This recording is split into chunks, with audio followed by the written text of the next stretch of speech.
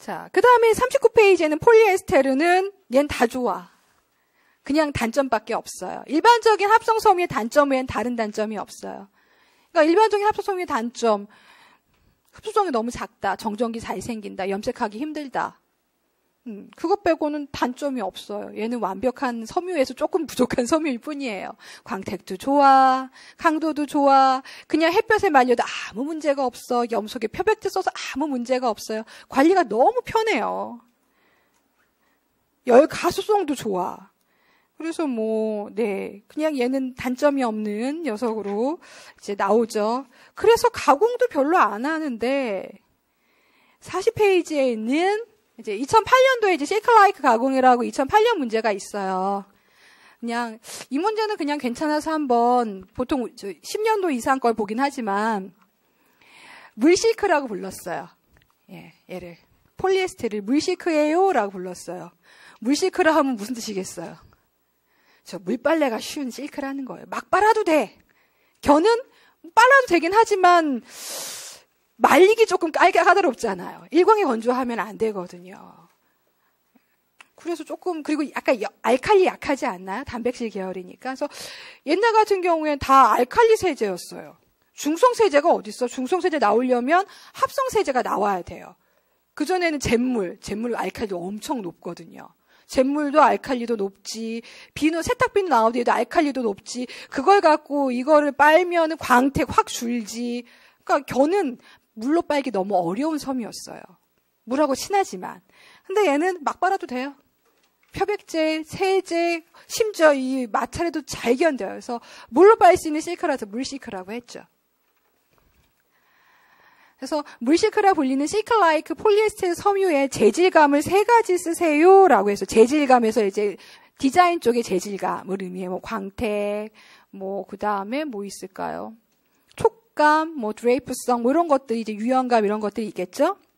3가지 쓰고 이와 같은 재질감을 부여하기 위해서 폴리에스테르 섬유의 가공법 2가지를 각각 한 줄 이내로 쓰래요. 3점이에요. 2008년도 문제니까 이해해 주세요. 도대체 저 재질감은 쓰기만 하면 되나? 유연하다, 드랩성이 좋다, 광택 많다. 이거 쓰기만 하면 되는 건지. 아니, 왜 이런지까지 써야 하는 건지 몰라요. 어쨌든 1점. 그 다음에 2가지 가공법 각각 1점. 가공법 명칭만 쓰면 되나? 2가지를 한 줄 이내로 쓰려니까, 그래도 설명을 쓰란 말이네? 이런 거죠. 근데 알칼리 감량 가공 어떻게 한 줄 안에 써요? 뭐지? 한 줄 넘어서면 채점 안 하겠다는 얘기긴 한데, 제안을 주긴 했지만 그렇게 아주 정교한 제안은 아니에요. 그래서 옛날 문제, 거의 10년 전 문제만 하더라도, 이렇게 지금의 문제와 유형은 굉장히 많이 차이가 나요. 어쨌든, 폴리에스테르 재질감 3가지 그냥 나열만 하시면 되고, 그게 중요하지 않죠? 근데 이와 관련해서 가공법을 2가지를 써라. 가공법 2가지 써라라고 했어요. 그래서 가장 쉬운 거는 견하고 유사한 특성이니까 역시 삼각단면. 그러니까 그냥 폴리도 좋지만 얘를 삼각단면화하면 광이 견처럼 나기 시작해요. 그래서 견은 광이 많은 게 아니라 우아하다 그랬죠. 시각적으로 우아한 광이 나요. 그래서 보통은 다 삼각단면 하는데 굳이 폴리가 아니어도 돼요. 나일론도 가능하고 다른 아크릴도 가능하고 해서 가능한데 폴리에스테르 이제 걔도 가공하기 좀 편하니까 했겠죠. 그 다음에 나온 가공 방법이 바로 알칼리 감량 가공이에요. 선생님들 거에도 같이 그림이 있죠. 40페이지에. 자, 알칼리 감량 가공은 또 수산화 나트륨 용액이 나오죠. 알칼리 잘 견뎌요. 그래서 웬만하면 안 녹아요. 그래서 열을 가했어요. 더운 수산화나트륨 용액에다 처리를 하면은 알칼리에 의해서 이렇게 부분적으로 표면부터 분해가 되기 시작해요. 가장 외곽부터 야금야금 수산화나트륨 용액이 이렇게 분해를 해 나간다고 보시면 돼요. 그래서 이게 원래 폴리거든요. 이렇게까지 많이 하면은 무슨 삭은 녹슨 철 같은 그런 느낌이 나죠. 그래서 실제 이제 빽빽하게 이렇게 직물이 짜지는데 직물 상태에다가 가공을 하게 되면 이렇게 숭숭숭숭 그냥 실을 뺀 게 아니에요. 실이 얇아진 거예요. 녹아 들어가서. 이게 바로 알칼리 감량이에요. 그러니까 알칼리 사용해서 폴리에스테르 무게를 줄인 감량 가공인 거죠. 자, 그렇게 되면은 40페이지 둘째 줄에 있는 거 보면은 일단 감량이가 중량이 줄어요. 무게가 줄어요. 그리고 표면은 거칠어져요. 그리고 우리 거칠다라고 하면은 왠 촉감이 껄끄러울 것 같은데 그게 아니라 약간의 이제 올록볼록한 느낌이 나는, 그러니까 그거를 손으로 만지면은 폴리나 필라멘트 섬유 같은 경우는 매끈한 느낌이 나거든요. 그거보다는 약간 천연 소재 같은 느낌이 나게 만들어주는 거죠. 근데 거칠다고 하니까 막 뭐 아주 돌처럼 거칠게 생각하시는 그런 건 아니에요. 그 다음에 섬유의 간격이 커지는 건 아시겠죠?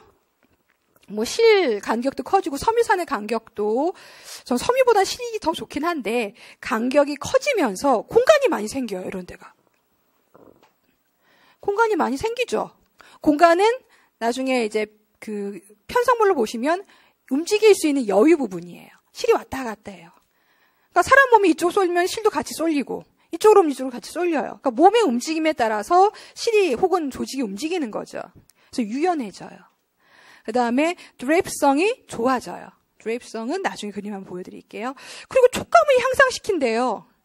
거칠어진다며. 그러니까 이거 갖고 그냥 글을 읽으시면 거칠어진데 왜 촉감이 향상이 돼? 그러니까 이 촉감의 향상 굉장히 주관적이라니까요. 어떤 사람은 매끈한 걸 좋아하고 어떤 사람은 보슬보슬한 걸 좋아하는데 매끈했던 걸 약간 보슬보슬하게 만들었다 그런 의미지 싫을 수도 있어요. 이게 이 촉감이. 근데 원하는 그 어떤 촉감을 만들었다는 거고, 염색성이 좋아진다는 거는 염색이 잘 된 데가 아니라 염색한 게 잘 보여요. 그래서 아까 말씀드린 심색성이에요. 왜냐하면 꺾이죠. 각도가 꺾이면서 일부는 빛으로 보이고 반사광으로 보이고 일부는 표면이 보여요. 쭉 안에까지. 그러면서 빨간색이면 빨간색이, 검은색이면 검은색 똑같겠구나. 네, 초록색이면 초록색이 부각이 돼요. 그래서 염색한 색상이 잘 보이는 심색 효과가 생기게 돼요. 그래서 이거를 시클라이크 가공이라고 한다. 그러니까 이건 단면을 바꾼 게 아니라 측면을 바꾼 가공이에요.